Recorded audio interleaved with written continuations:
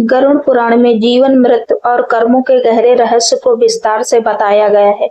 इसमें यह भी समझाया गया है कि मनुष्य के जीवन में जो भी घटनाएं होती हैं, जन्म, विवाह, सुख, दुख और मृत्यु, ये सब उसके कर्मों और भाग्य से जुड़े होते हैं। पति से पहले पत्नी की मृत्यु क्यों होती है? यह प्रश्न भी इसी कर्म और भाग्य के सिद्धांत से जुड़ा है। गरुड़ पुराण के अनुसार हर आत्मा अपने पिछले जन्मों के कर्मों का फल इन जन्मों में भोगती है। पति और पत्नी का संबंध केवल इस जन्म तक सीमित नहीं होता, बल्कि यह कई जन्मों का बंधन हो सकता है। जब दो आत्माएं विवाह के बंधन में बंधती हैं, तो इसका अर्थ होता है कि उनके बीच कोई अधूरा कर्म या श्रण बाकी है, जिसे इस जीवन में पूरा करना है। कर्मों का बंधन और मृत्यु का समय। गरुड़ पुराण में बताया गया है कि हर व्यक्ति की मृत्यु का समय पहले से निर्धारित होता है। इसे प्रबंध कर्म कहा जाता है। इसका अर्थ है कि कुछ कर्म ऐसे होते हैं जिनका फल इस जन्म में अवश्य भोगना पड़ता है और इसी के अनुसार जीवन की अवधि तय होती है। यदि किसी स्त्री के कर्म ऐसे हैं कि उसका जीवन काल उसके पति से कम है, तो वह पहले मृत्यु को प्राप्त हो जाती है। यह किसी एक कारण से नहीं, बल्कि कई कारणों से जुड़ा होता है। नंबर 1, पूर्व जन्म के कर्म। यदि स्त्री ने पिछले जन्म में ऐसे कर्म किए हों जिनका फल इस जन्म में जल्दी समाप्त होना है, तो उसकी आयु कम हो सकती है। यह कर्म अच्छे भी हो सकते हैं और बुरे भी, दोनों ही आयु को प्रभावित करते हैं। नंबर 2, पति पत्नी का अधूरा श्रण। कई बार ऐसा होता है कि पति पत्नी के बीच जो कर्म संबंध है, वह जल्दी पूरा हो जाता है। जब वह श्रण समाप्त हो जाता है, तब एक आत्मा अपने मार्ग पर आगे बढ़ जाती है। नंबर 3, आत्मिक उन्नत।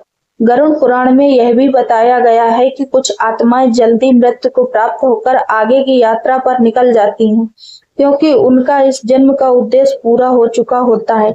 इसका अर्थ यह नहीं कि मृत्यु दुर्भाग्य है, बल्कि यह भी एक प्रकार की मृत्यु हो सकती है। स्त्री की मृत्यु के विशेष कारण। गरुड़ पुराण में स्त्रियों के मृत्यु के पीछे कुछ विशेष कारणों का भी उल्लेख मिलता है। नंबर 1, पति की सेवा का फल। कई स्त्रियां अपने पति और परिवार की सेवा में जीवन बिताती हैं।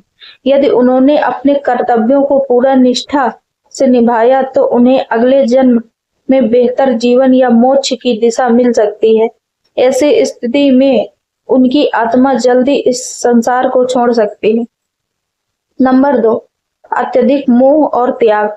स्त्री अक्सर परिवार के प्रति अधिक भावनात्मक रूप से जुड़ी होती है। यदि उसका मोह बहुत अधिक होता है, तो यह भी उनके कर्मों को प्रभावित करता है। कभी कभी यह मोह ही उनके जीवन की अवधि को छोटा कर देता है, क्योंकि आत्मा को आगे बढ़ना होता है। नंबर 3, पिछले जन्म का अधूरा संबंध। गरुड़ पुराण के अनुसार यदि पिछले जन्म में पति पत्नी का संबंध अधूरा रह गया था, तो वे इस जन्म में मिलते हैं और अपना कर्म पूरा करते हैं।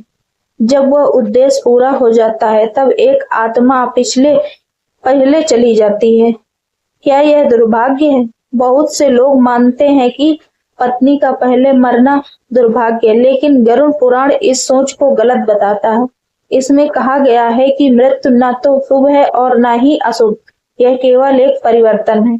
यदि कोई स्त्री पहले मृत्यु को प्राप्त होती है, तो इसका अर्थ यह नहीं कि उसके सब न्याय हुआ है, बल्कि यह उसके कर्मों का परिणाम और उसकी आत्मा की यात्रा का हिस्सा है। पति पर इसका प्रभाव। गरुड़ पुराण में यह भी बताया गया है कि यदि पत्नी पहले मृत्यु को प्राप्त होती है, तो पति को यह समझना चाहिए कि यह भगवान की इच्छा और कर्मों का परिणाम है। उसे शोक में डूबने के बजाय धर्म और कर्म के मार्ग पर चलना चाहिए। पति के लिए कुछ महत्वपूर्ण बातें बताई हैं हमने इस वीडियो में, तो दोस्तों जरा ध्यान से सुनिए। पत्नी की आत्मा की शांति के लिए प्रार्थना करें, अच्छे कर्म करें और दान करें। जीवन को सही दिशा में आगे बढ़ाएं। अत्यधिक शोक से बचें, क्योंकि इससे आत्मा को कष्ट होता है। गरुड़ पुराण के अनुसार मृत्यु के बाद आत्मा तुरंत समाप्त होती वह अपने कर्मों के अनुसार आगे की यात्रा पर निकलती है। यदि स्त्री ने अच्छे कर्म किए हैं तो उसे स्वर्ग या उच्च लोक प्राप्त होता है। यदि कर्म विचित्र हैं तो उसे फिर से जन्म लेना पड़ता है। इसलिए यह समझना जरूरी है कि मृत्यु अंत नहीं बल्कि एक नई शुरुआत है। पति से पहले पत्नी की मृत्यु होना कोई संयोग या दुर्भाग्य नहीं है, बल्कि यह कर्मों का भाग्य और आत्मा की यात्रा का परिणाम है। गरुड़ पुराण हमें यह सिखाता है कि जीवन और मृत्यु दोनों को समान भाव से स्वीकार करना चाहिए।